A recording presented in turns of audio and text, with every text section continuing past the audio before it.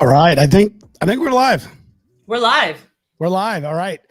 January 13th, year of our Lord, 2022. It is 1 p.m. Thursday. Welcome back to another episode of LunchTalk. Krista, I'm actually really pumped about this. Do you want to know why? Yes, tell me why. Because you're doing most of the talking. You're like, you go, girl. I'm like, yes. All right, well, let me fuel up real quick. Yeah. Well, first off, if anybody has ever spent any time with you or on this show, then they already know that they're in for a treat. So talk to me real quick before we kind of kick this off. Give everybody a few minutes to get on, but talk to me about what we're bringing to people today, especially beginning of the year. I mean, this is a great time for this. Yeah. So the biggest takeaway that I want everyone to have today as they watch LunchTalk is the most important relationship that you have is the relationship that you have with yourself. And it doesn't matter whether you are a barista at Starbucks, a stay-at-home mom, or a high-level CEO. If you do not know how to check in with yourself, you are going to struggle mightily. And then if you don't know how to check in with your people, and if you're a stay-at-home mom, your people are those little munchkins running around driving you crazy. And if you're a CEO, then you've got these high-level performers right underneath you making things happen. If you don't know how to check in on yourself and you don't know how to check in on them, you're setting yourself up for a world of hurt and frustration and overwhelm and disconnect within the environment that you're trying to create. So today we are going to lay out how to check in with yourself, how to check in with other people, and in a meaningful way, in a way that matters. So that's what we're diving into today. I love it. All right. Well, we'll be back to you in just a couple seconds, Donnie.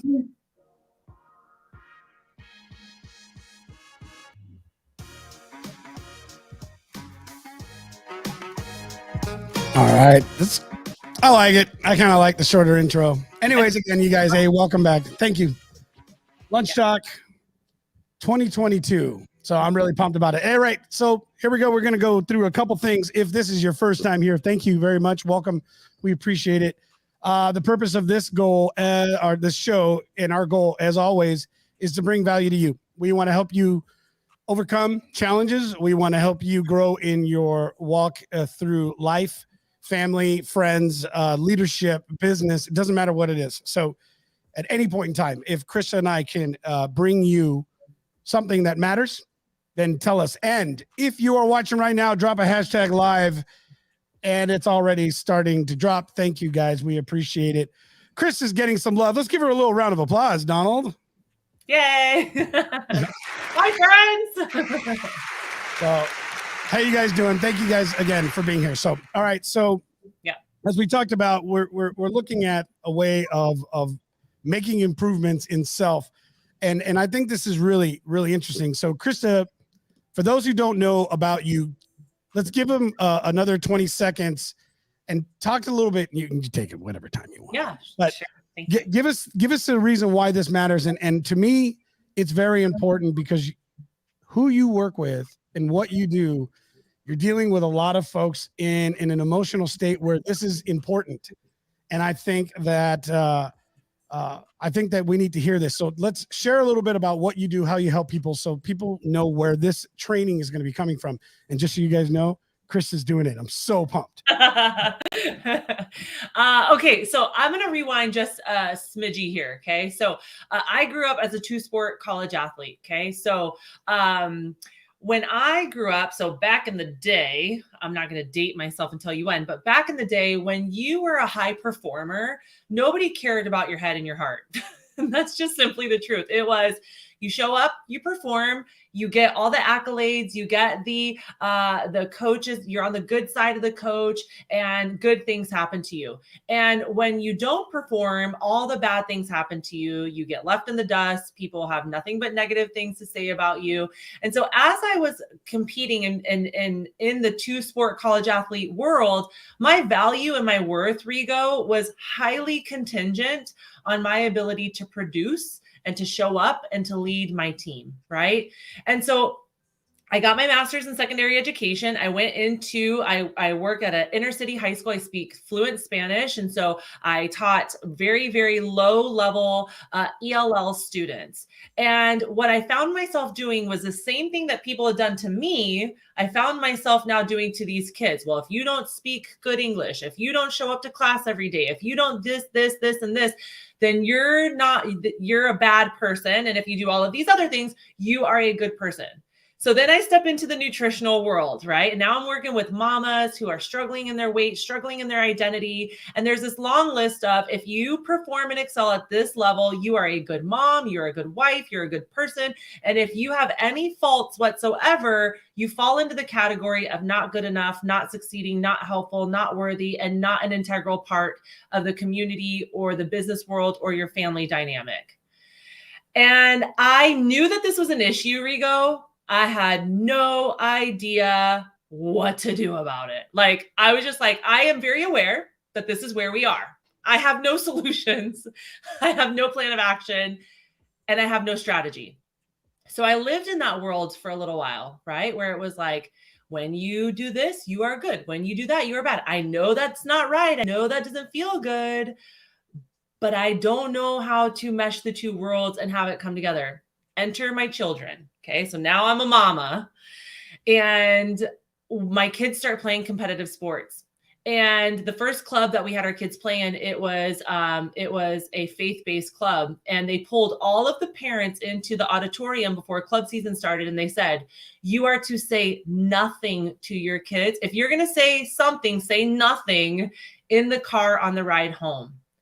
And that was very interesting to me. They were like, the parents either want to tear their kids down or they want to build them up. And that's the good or bad mentality that we're already jumping into, right? Because what happens when you get in the car and you hit 3 home runs, whatever it is, you're a good kid. You're a good baseball player. And what happens when we strike out 3 times?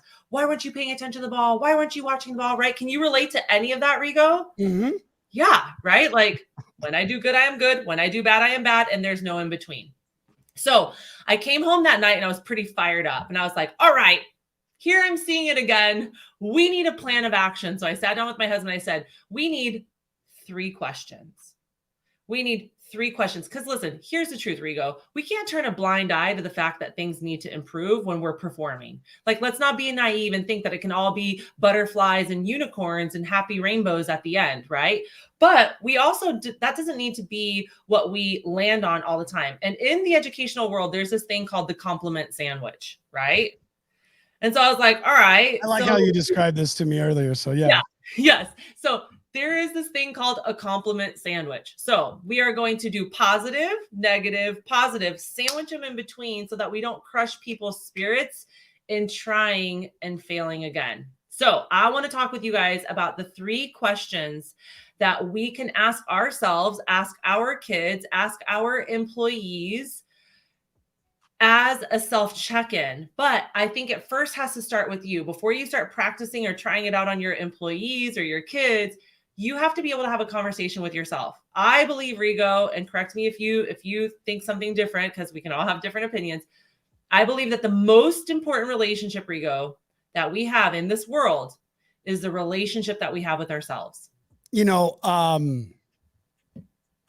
it's like, no, this is why this is important. It is by far the most difficult thing to stay consistent in, right? So one of the things that I've found is the older we get, the more that we are creating and offering. You know, I use this as an example. When I started my business and I had nothing to lose, you take more risk. It's the same thing like in a new role. You have nothing to lose. You take higher risks. You go after things more aggressively. Right. Even though you're learning through the process, you know, if you're doing things right, you're growing through the process. The zeros really don't matter if you look at the process and the system and what you're doing. But the bigger it gets, the higher the risk. The more children you have, the longer you're in a marriage, the more of this stuff grows, the larger the risk becomes, the greater the impact mistakes make, the more fearful you become, and the more you stop paying attention to self. had this conversation with Michelle, my wife, this morning. Yeah. Where I said, the greatest obstacle in my life today is learning how to forgive myself for mistakes. Yeah. And learning how to continue to put myself first when my life is surrounded by so many other people that I impact. Yeah. Because you want to build for them. And you're right. The biggest thing for us is self. And it is we all know it. I know that my health is important. I know that all of the things, my mental health, my spiritual health, I know that time with my family, time in with myself in thought or meditation, all of these things will make me stronger. When you look at success and you look at people who represent success, they all have these elements in common. Yeah. That they really do pay close attention to themselves. Yeah. And so that's the thing, right? So I was in a discussion this morning with my VA. We mapped out a lot of things on the whiteboard. We had a whiteboard session. And one of the pillars in my business is, and it just says identity. So I have 5 pillars in my business. And let me see. The 4th pillar is identity. What you believe about yourself transcends into every relationship, into every action, into every decision, into every single thing that you do. So how you look, think, and feel about yourself, how you talk to yourself, the relationship, the trust or lack thereof that you have with yourself impacts everything. And listen, here's the crazy thing. Nobody is not in this group. Like rich, poor, spiritual, not spiritual, black, white, Asian, Mexican, like you don't get a pass. Like everybody, how we perceive the world is a direct reflection of what we believe in ourselves. So if we don't know how to check in with ourselves and have an honest conversation with ourselves about how we're treating other people, our performance, how we're showing up, our weight, our physical fitness, our nutrition, it's all full circle. It is what makes us happy and enjoying our world or stuck and sad. And so it's really important that we know how to check in with ourselves. And you know that I'm going to couple this together. It's not just important that we know how to check in with ourselves. We have to teach our kids how to check in with themselves as well, right? Yeah. And so that's how this came about. So my husband and I, we sat down and I was like, okay, let's use the compliment sandwich as our framework. So we know we're going to go good, not so good, good. And he's like, okay. And I'm like, as an athlete, when you sat in the car, because I will tell you the 2 different perspectives here. Okay. When I sat in the car with my dad thought that I was the greatest athlete on the face of the planet. And anytime that I sucked or our team failed or we lost, it was never my fault. I was fault free. Now, that I had this crazy amount of confidence that nobody could get in my way and I could do anything. However, it made me a really crappy teammate because it was everybody else's fault. Yeah. Poor loser too, probably. Yeah.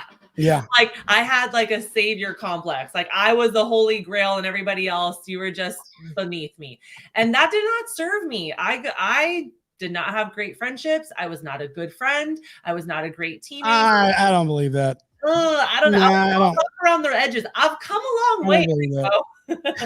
No, I get it. I've come a long way. I think any of us that have grown, right?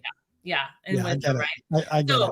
One of the things that my husband said was, I would like to know what I did well. Like I would like to, if we're going to talk about a positive, what did I do well? I want to know what I did well. So if you're at home taking notes or you're listening to this, the first question and we're going to dive into each one, but the first question that I want you to write down is, what did I do well? Okay. And then you just let your brain go and list out all the things that you did well. Okay. And this is a really important step because when we are performing and when we're having to have an honest conversation with ourselves, if we start with the negative, it gets really hard to open up and we don't allow ourselves to be vulnerable. So the reason why we start with a positive, Rigo, is because if we ask ourselves, what did we do well? It allows us to open up. It allows us to be vulnerable. If we start with what we're not good at, we are going to be blinded by the faults and never see the positives, right? So we have to start with, what did I do well? When I say that to you, Rigo, what comes up for you? Does that sound like a good next step, or does that sound No, like it does. It does. You know, one of the practices that I've been working with, I learned this actually, Doug Don, never forget this, years ago. Yeah. And I was such an a-hole. You know. I'm just thinking about, like, he gave me this. I still have it. I treasure it now. But this guy, he was a manager that helped me understand so much on how to improve the way that I managed and the way that we created efficiency as we were building a very large wind farm and running multiple different projects there at the same time. And he gave me the sign, and it was like all these lessons and ways to replace the word I with we. Yeah. And I was such an ass about it. We if anybody's been involved in any industrial anything, you understand a 5S system. This is all the gamma, alpha, different colored belts and all this other stuff. Anyways, and it's corporate training stuff. It works. It's just, anyways. But I replaced all the words with, things that were just to show my ignorance as a cocky little manager who was good at doing stuff, but I wasn't willing to learn. And but I was just being a hard head about it. One of the things he instilled in me was the importance of focusing just on a couple things, 3 major tasks a day. And I thought that was silly, but I realized how hard that was to get done. Yeah. When you really are learning how to task things out. And when we talk about what have you done well, I had to get reminded of this myself. And Michelle, she's so great. She reminded me, and she said, I said, I feel like the whole day is gone. Like I haven't got anything done. I don't feel like anything's getting done. It feels like I go into the day with 5 or 10 items to get done. If I got 5 done, I just brought on 15 more. It's like every time I get one thing done, it opens up an onion, and I have all of these new items that just get added to the list.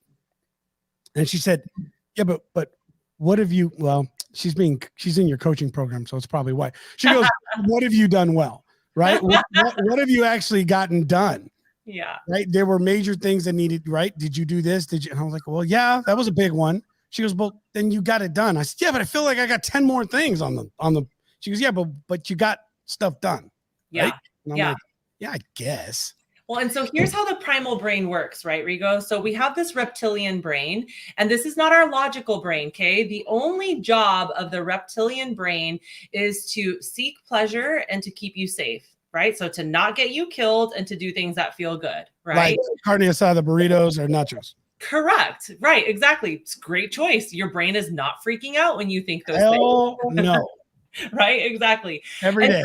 So here's what the reptilian brain does for us. Here's what the primal brain does for us is that whatever thought you give it, okay, it's an ego-driven part of the brain. So whatever thought you give it, that's what it wants to obsess on first, right? So if we give our brain a negative thought first, guess what? It is going to back up and find evidence for every negative thought about you. So if we give our brain a positive thought, like I am hardworking, I am a healthy person, I am working towards those goals, then your brain goes, ooh, let's find evidence for I am hardworking, I'm a good person, I'm working towards those goals, whatever it is. Right. Okay. And so we want to train our reptilian brain. And listen, it's part of our RAS, your reticular activating system. Right. So when you start finding, let's just say that you're looking for a car. Okay. And I got a Telluride for my birthday a year ago. I've never seen a Telluride in my life. I've been driving on the road. I have not noticed a Telluride ever. As soon as I thought I want to get a Telluride, guess what happened? My brain started noticing them everywhere. I saw them all over the road. That is your primal brain activating your RAS, which is your reticular activating system. And it says, find her this car, find her this car, find her this car. This is what she wants. This is what she wants. And so that's why it's really important that we start with question number 1. What have you done well? You guys know that I love the book Atomic Habits by James Clear. It is phenomenal. It's your yearly read, right in the beginning. It's my January read. every year. And every year that I read it, I find something new in the book that I missed the year before because my brain was not ready to take in the message that was in the book, right? And so one of the quotes that he says in there, and I'm going to read this to you guys, is every action you take is a vote for the person or person you want to become, okay? No single instance will transform your belief, but as the votes build up, so does the evidence of your new identity. So every time that we check in with ourselves and we say, what did you do well? You are counting the vote towards the type of person that you want to be. Okay. And so that is why we start there. And listen, when my kids get in the car, no matter what happened in the ball game, Rigo, I say to them, hey, Bubba, what'd you do well today? And he'll rattle off. I did this, I did that. I paid attention. I was on time. I was ready. Great. Awesome. I got up. Sometimes I didn't cry. Right? Sometimes that's it. Yeah. I got out of bed today. I got out of bed. I got out of bed. Yes. And so this goes for everybody. Like when you get to work, you can ask yourself, at the end of the day, or when you get there, like, what did I do well yesterday? What am I going to do well today? Like we can check in with ourselves anytime that we want to. The problem is, Rigo, most of us don't ever take the time to check in with ourselves. No. Like I'll look at what I got done.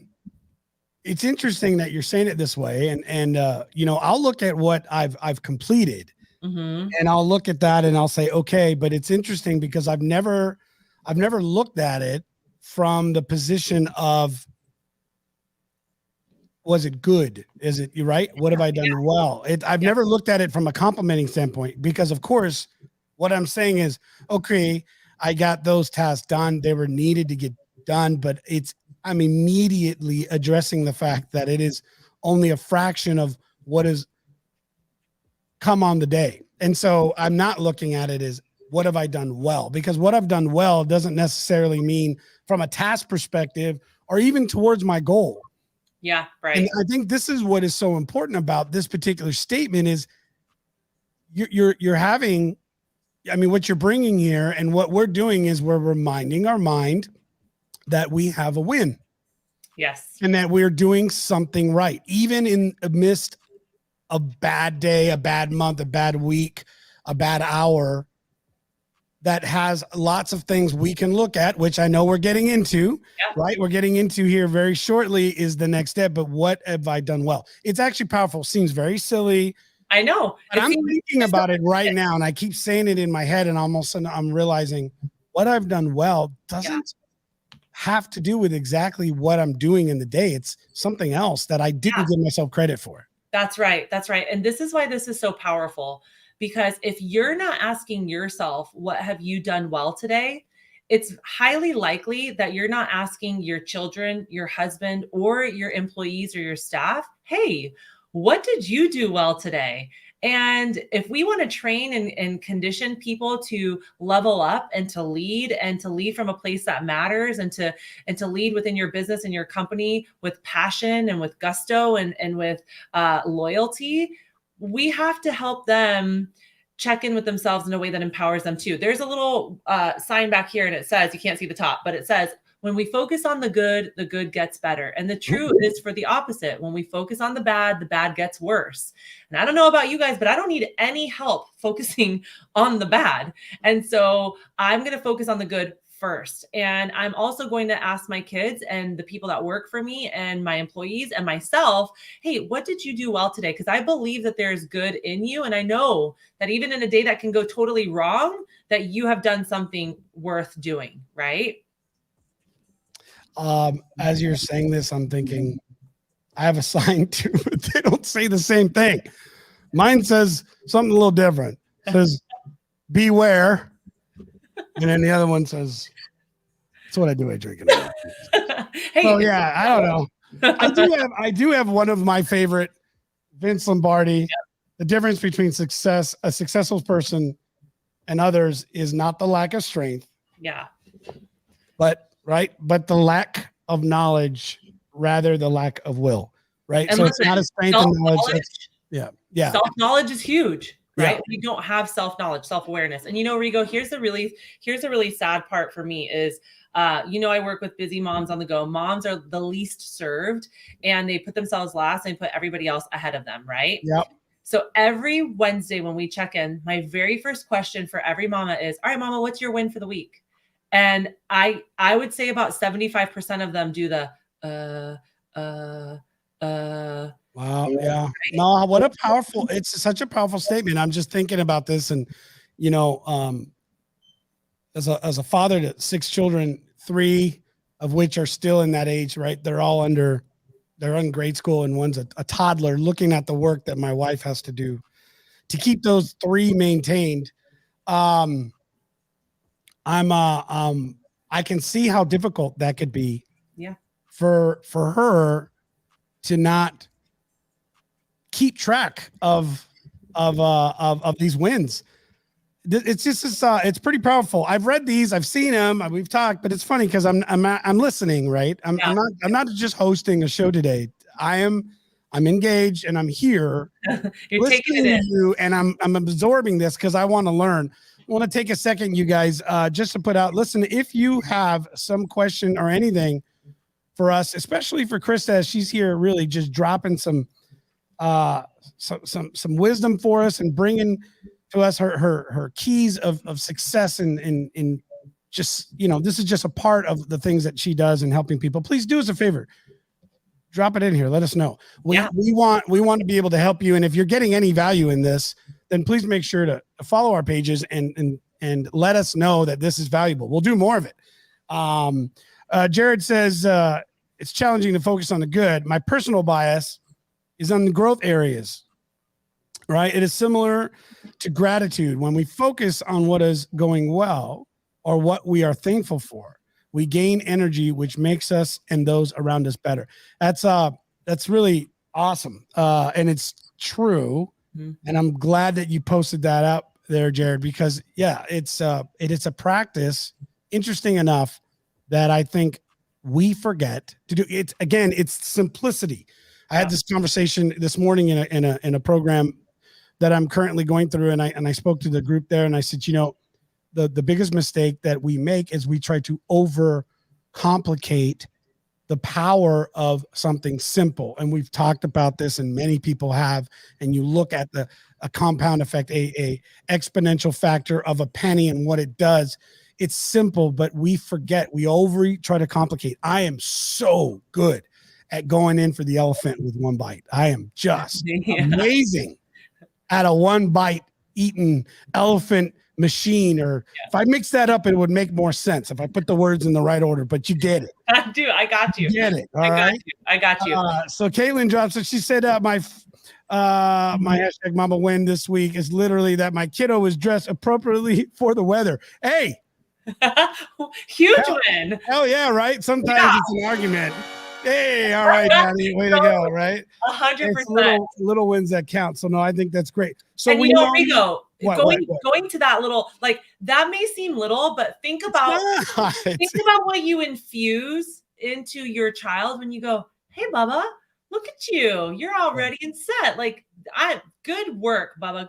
Good job, right? Like, when you now notice those little things and we turn around and we build them up. And as an employee, as a CEO, as an owner, when you notice that your people are doing something good, if we get so focused on what's not happening in our business, not happening in our world, we will miss the opportunity to build other people up in what they are doing and doing well. But that also leads us to question number 2. All right, let's do it. What could I have done better? Okay. So it's naive to think that we can only focus on the good. It's naive to think that we cannot only focus on the good. So I love the way that this is worded. What could we have done better? So we did it, which means we are allowing ourselves the opportunity to fail. We are allowing ourselves the opportunity to take action, but there's something that we could level up about it. It's not you sucked. It's not you're below standard. It's, hey, you did this thing and I see your effort here, but how can we level it up? How can we make what you started, tried, attempted better? Right. Okay. So that puts it in a Yep. I already see it. Yep. It's not, what did you screw up? How bad you fail? Yeah. Or like I am is, how many things did I not get done today? Yes. Yep. I'm hearing you. Go ahead. Preach it. And listen, it's important it's important that we call ourselves out with where we are. I see this too in my business, in my coaching with my mamas too. There are people who are in denial about where they are. They want something, so they say that they want something, but their action shows something completely different. Their action, their desire in words and their action in their life does not match. So there's a disconnect between what they say they want and what they are doing.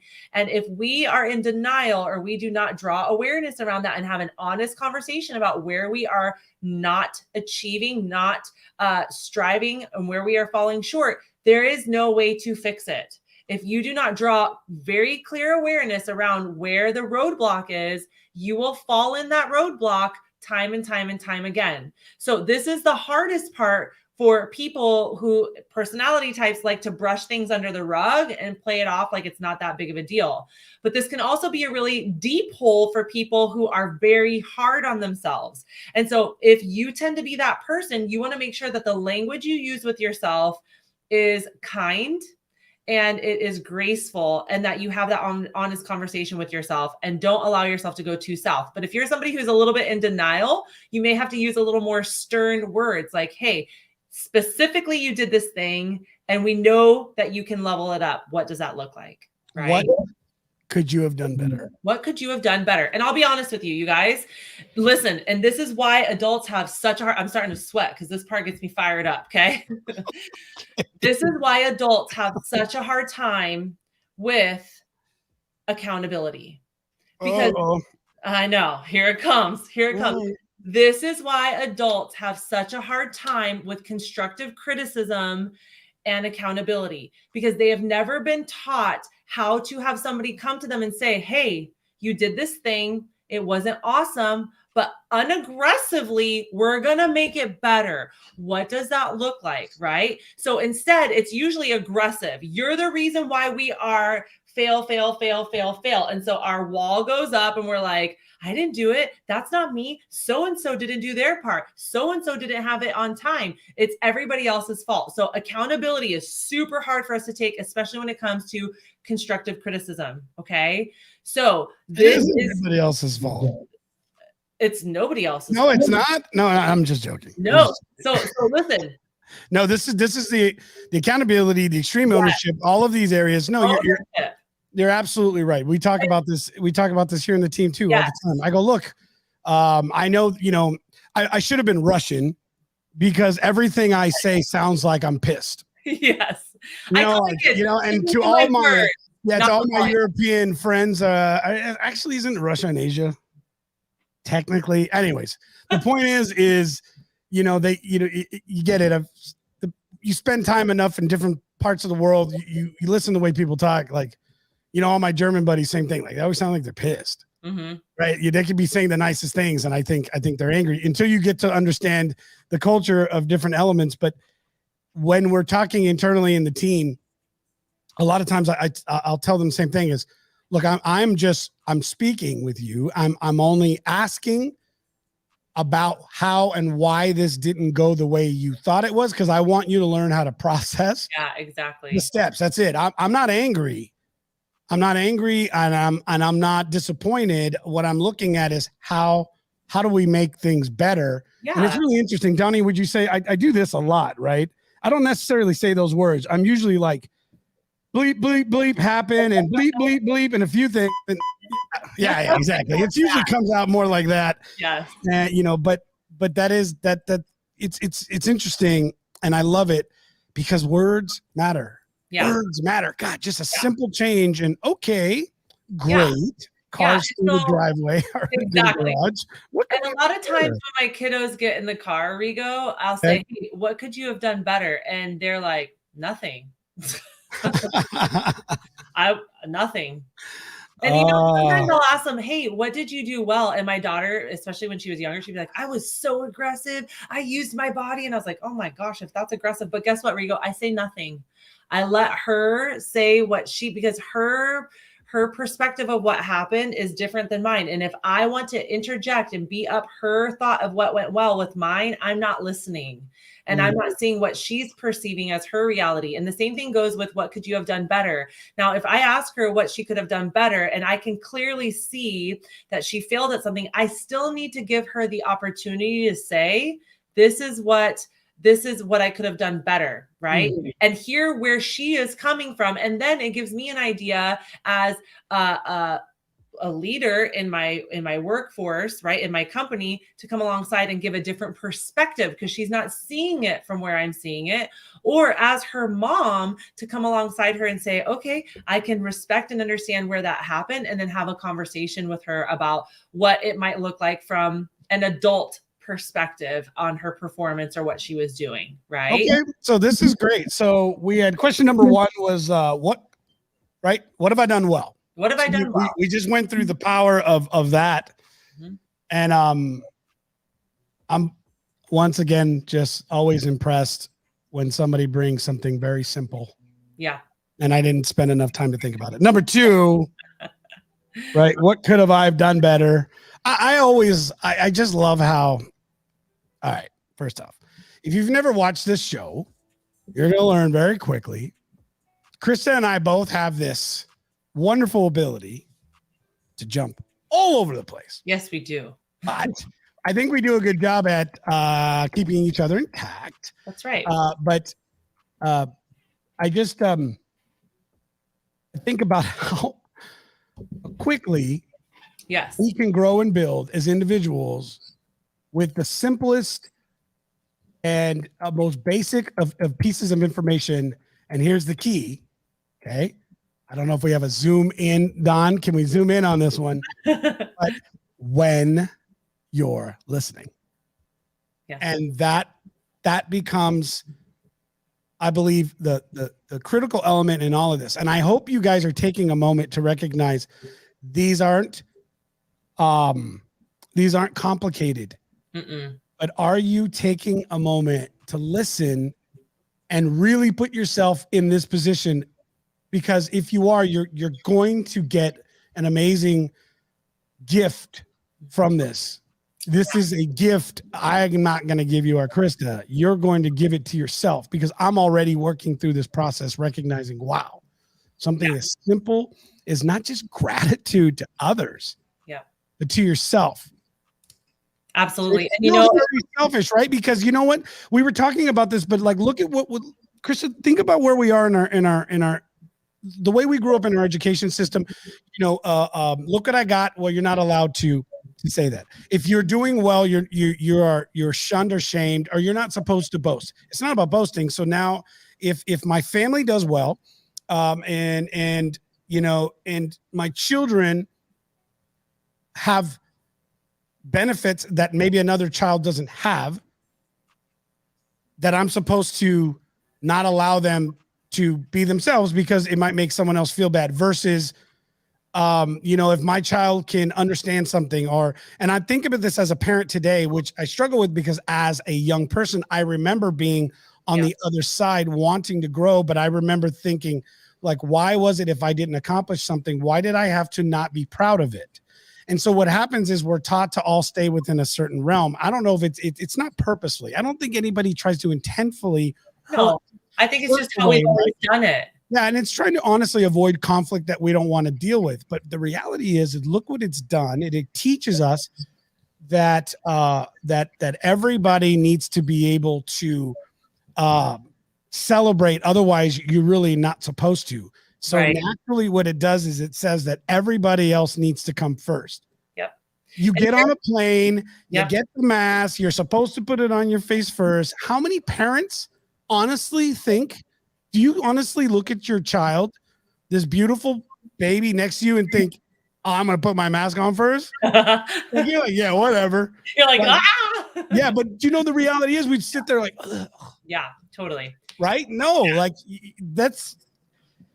And this is the skill that we want to be able to give them, is how to put their mask on first, right? So that when the emergency comes, they're not in a full panic and only thinking of the opposite person. But here's the most powerful part about question number 2, okay? Because question number 2 requires you to be willing to change behavior that is not working. Okay. So it's having accountability with yourself about what you're not doing well, acknowledging it. And the only way that we can change behavior is if we acknowledge that the behavior exists. If we are in denial that this is a failing point for us, or a roadblock, a stumbling block, whatever you want to call it, if we fail to acknowledge that there is a problem, we cannot find a solution to a problem that we don't believe we are having or willing to be honest about having. But here's why I love this question when we're asking our kids, or when we're asking people within our business structure, or as a CEO and your employees. It shows you where you can show up for them and make them better. Because a lot of times what they're not good at is not always their fault. Maybe we didn't give them the training, the tools, the resources, the insight, the perspective, the knowledge in order to take that piece and be better at it. So this is a huge discovery point for us as leaders to go, oh, shoot, that's not even your bad. Let me show you how to do that. And that's no longer a roadblock or a stumbling point. So next week when we ask them, hey, what could you have done better? That will not continue to be the thing that we need to do better, because we addressed it, right? Can I say something on this? Yeah. I'm thinking, you know what, one of the things that I've come to realize is, for a little advanced, deeper thought into this, is it may be something you're never going to be good at. For sure. And maybe there needs to be a shift in job description, shifting a lot of things, right? I heard the greatest example, and it's something that I've recognized, you know, it's actually Gary Vaynerchuk that said it, and I love it. He says, well, you're talking about ROI, and he said, you know, the ROI of LeBron James and a basketball, the return of investment for a basketball from LeBron James is millions. Yeah. Right. For himself, it's nothing. For me, I love golf. I look at Tiger Woods. I use this same type of example: 800,000-900,000, almost $1 million revenue with a golf club. The ROI for him on a golf club is almost $1 million. For me, it's negative. The last couple times I've played, I hurt myself. I have medical bills or something. Like, we had a sports injury a year ago because I didn't see a cliff. Long story, we're not going to talk about it. It was raining and we had some Bloody Marys, and I made a bad decision and went the wrong way. That's it. That hurt. Took a year off because I tore my ACL. Now, yes, right? Think about that. There are things, and we have to be willing to evaluate this when we can go through what have I done better, keep going through it. But just a little tip, it may not be something you're going to be good at. Yeah. And that's okay. And that's okay too. Okay. Because that's okay too. Yeah. Yeah. And so then the third question. All what right. was the most fun? Okay. What was this is our, what do we call the sandwich? Yeah, this is a compliment sandwich. Compliment sandwich. Right. Okay. This is the bottom bun of your compliment sandwich, right? So we have, what did I do well? What could I have done better as the meat in the middle? And then the bottom piece of the bread is, what was the most fun? And here's why this is also an important question. If you're not having fun, you're not going to do a good job of it, and you're not going to stay committed long-term. So it is important that we ask our kiddos when they are playing sports or doing school or starting an instrument or in a choir or in whatever extracurricular that they do, what is the most fun, and helping them see that, yeah, I know parts of this are really tough because competition is, but we have to find the fun. Otherwise, you lose the passion for it. You lose the desire to do well in it. And I always want to cultivate passion and desire and joy and anything that I'm going to commit most of my time to, right? Yeah, this is where the burnout happens. Right? Yeah. So, Donnie, thanks for putting it up. So, Jared asks, who would you say is a good role model to reflecting on and benefiting from these questions? Question number one. Number two was, what do you see in them that leads you to this conclusion? I mean, I think that good role models are people in your industry or in your world that take the time to ask questions, good questions, and listen. That would be somebody that I would want to answer questions to, right? So I have a few people like a leader. Like, I mean, this would be, this would be somebody, and especially, you said what was important is that this is something we want to teach our children, right? Yes. So in your place, Krista, you are teaching the women that you coach that are after some pretty crazy goals. Yeah. But more importantly, they are trying to insert new habits after years of being a busy mother, working, trying to support a family, and they spent years not thinking of themselves. So you're working with them on that level. If I'm working with a client, if I'm working with a business owner, if I'm working with a team member, if this goes in all areas. Yeah. So I would say, Jared, to me, this is the kind of thing that as a role model ourselves, we have to recognize that it's an action that we need to take, and because we're the ones that are going to benefit. And what we do, and I would say, is this is how we pass on to others corrections in a mind shift in the way that we think, so that it starts to become a regular process, right? Yep. And Rico, one of the things that we talked about in November was setting a culture, right? Yep. And so CEOs and leadership roles within a business, a mom, a dad, a coach, we set the temperature, we set the thermostat of our environment. And if we do not know how to check in with ourselves, how to hold ourselves accountable, how to shift and change and level up when things are not going well, and how to grow, we are going to stunt the growth of the people that we are leading and guiding underneath us. And we are going to perpetuate another workforce of people who do not know how to fail forward and who do not know how to take accountability and have an honest conversation with themselves. But if we also allow them to see, like, hey, even the hard stuff can be fun. There are fun pieces to this. That's not hyper focus on the things that we're not doing well. Let's continue to grow and move forward. That's what this bottom piece is about, is like, hey, okay, now we know where we stand. Now we know where we need to do work. And now we know why we keep showing up and doing it, because we love this piece about it. This part is fun. This is why I keep showing up. And that's a really important piece to this compliment sandwich. And that we end our question on this is, what was the most fun? And you know what my kids always tell me, Rigo? They always say, being with my friends.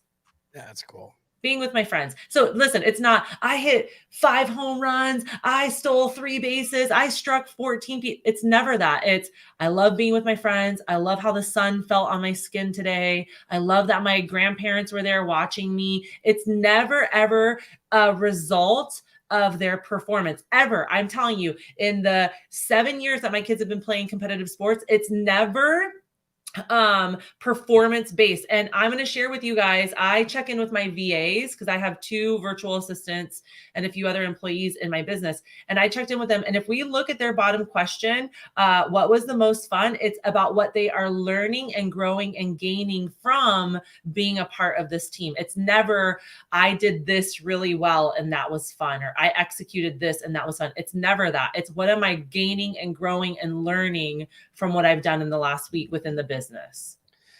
Such a powerful way to address it, because what happens is the performance becomes the byproduct. Good performance becomes a byproduct.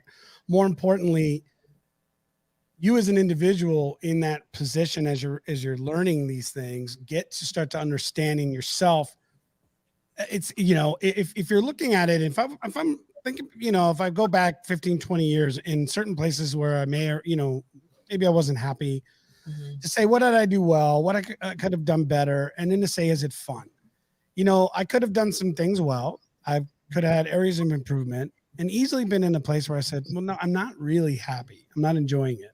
So it's not about the fact that I'm not growing, or I'm not willing to grow, right? Because, these are some of the other steps. Again, advanced training, right, in this is, what could I have done better? Evaluating that, recognizing it, and then realizing that the next level of growth may require you to do some things that are uncomfortable. Yeah. It may require you to change your perspective, which is what we just talked about in your goals. One of the things that I was I've been complimented on, and I didn't really start to understand it till later, but I was always happy when a manager would, because I screw up a lot. And I had a pretty rough manager, and he was hard on me, and it was good. He liked me, but he was not easy on me. And he said, one of the things, Rigo, that I appreciate is you rarely do the same mistake twice. Yeah. And I go, okay, I do a lot of mistakes. I pick all kinds of variations on how to do a mistake. I'll tell you that. But I rarely do them. I do them twice. One of the things that I recognized is in that habit, without realizing what was happening, is I was willing to admit that what I was doing and where I was going was not working.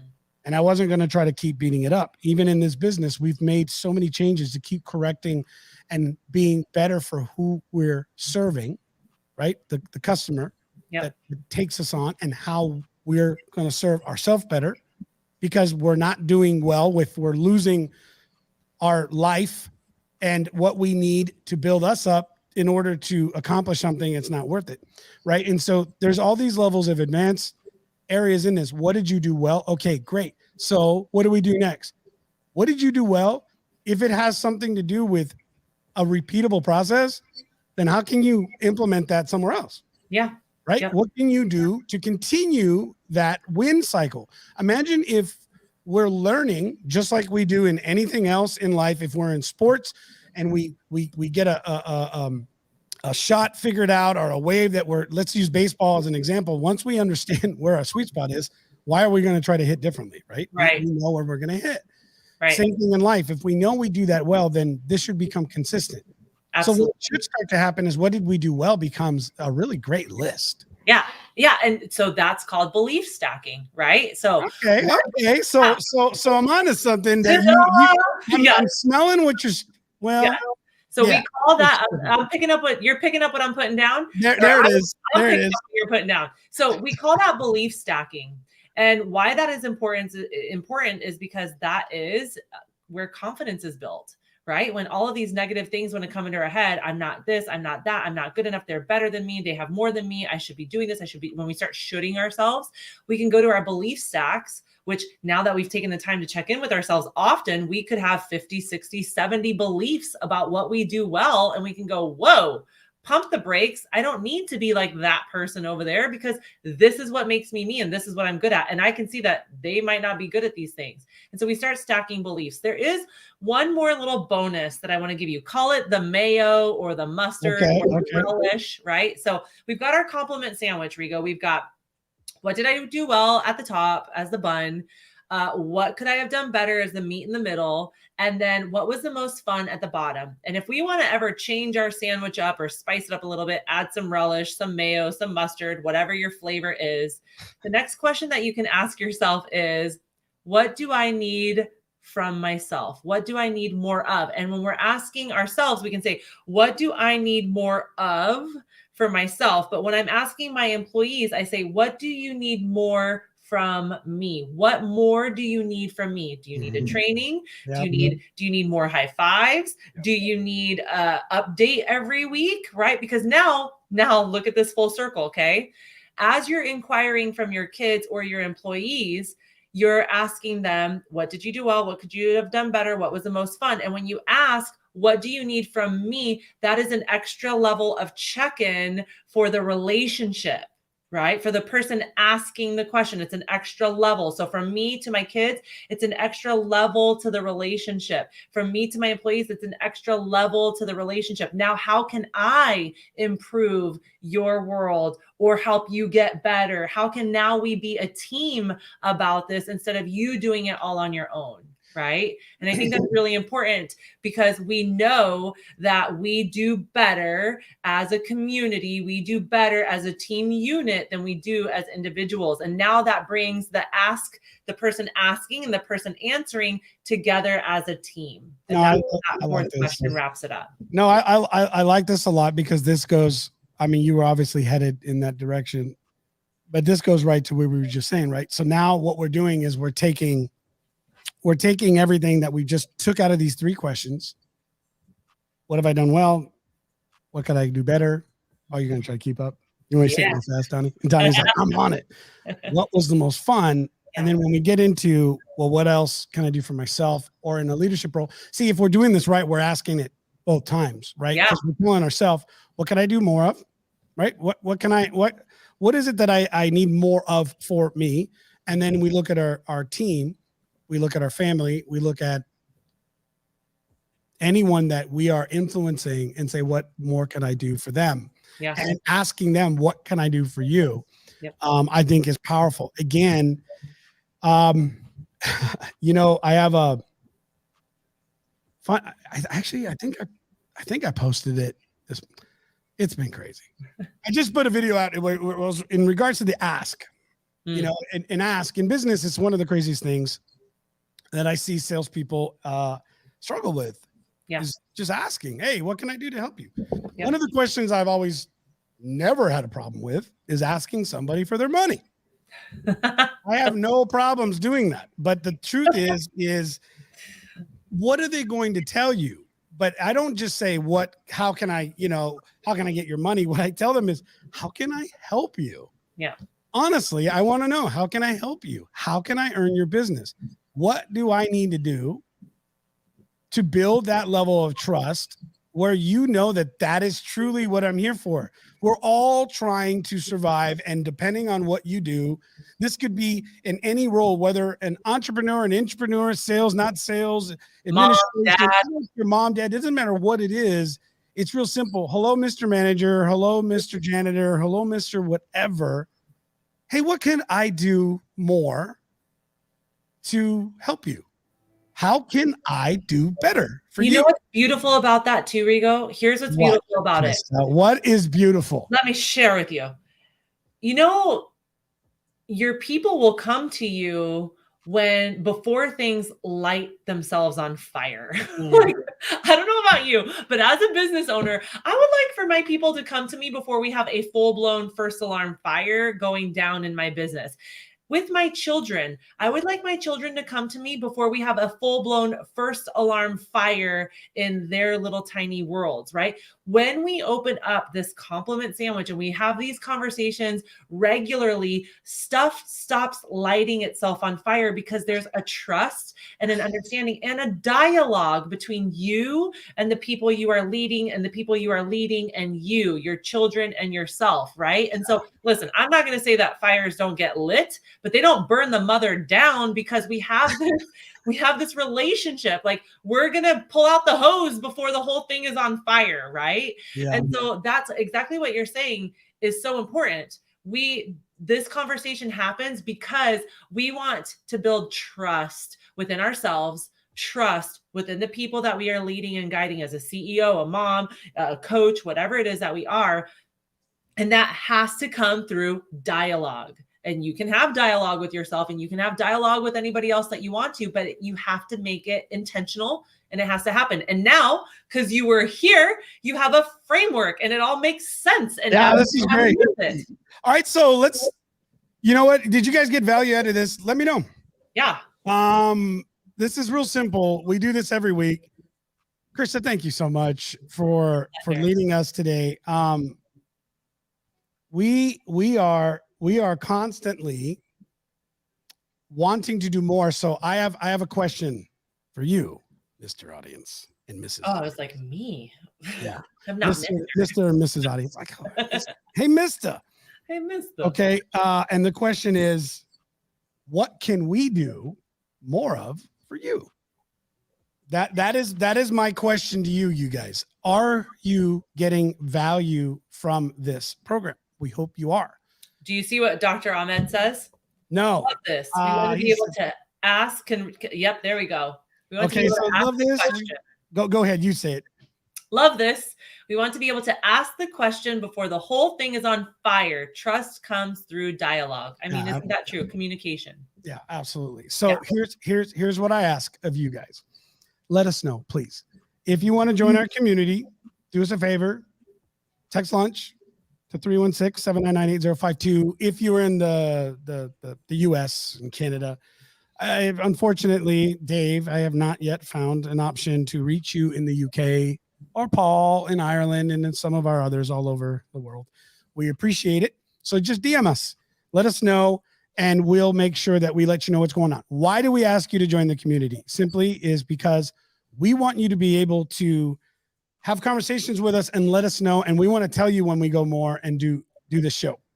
We want to know how we can improve and how we can be better for you. So I got a ton of value out of this. If you did as well, drop some stuff, give Krista some love, and let her know. Make sure that you're following us, you guys. Follow our pages so that you can stay in touch with us, and we will continue to bring as much value as possible through this program. We enjoy every one of our guests that have come on, and we really enjoy that you guys are here supporting us. So Jared's giving us some love. I'm going to post it because you know what? What did we do well? We did Lunch Talk well. We did Lunch Talk well. We did Lunch Talk well. Krista, what could I have done better? Well, I could have gone to bed earlier last night, knowing today was Thursday, so that I was on point. I was kind of running late all day. I could have done that better. And what is this fun? Hell yeah. So this show right here is such an important part of what I would say. Donnie and I both agree. We have 2 live programs we do, but this one is such, it's what we wait. It's what we look forward to. Would you say that? Donnie's giving me the thumbs up. He's like, yes. I love it. Like no matter what, right? We look forward to this. So thank you guys. Krista, do you have any last words? I love this. This has been great. And it's funny because it's so simple. I'm like, all right, that seems cool. Right. And I had to honestly, I had to take my mind away from, host mode. I just had to stop for a second and become a student for a moment and listen and really just engage in this. And I'm so glad you did it. So we're running over time. I'm so glad that you guys are here. Any last words, Krista, before we let everybody go? That's it, you guys. Take it and run. Take it and run. Love it. Okay, you guys. Again, thank you very much. Listen, if you want to be a part of the community, let us know. Drop some stuff in the comments. Share your love. Share this with others that you think are going to benefit. And text lunch, #lunch or lunch, doesn't matter. 316-799-8052. We're glad you're here. Don, you want me to get the intro? I'll get the out. You want me to do it? I'll get it. Anyways, you guys listen. We will catch you next week, same time, Thursday, 1 p.m. Central Time, right here on LinkedIn. Talk to you guys later. Love you. Thank you so much. Be blessed. Bye-bye. Bye-bye.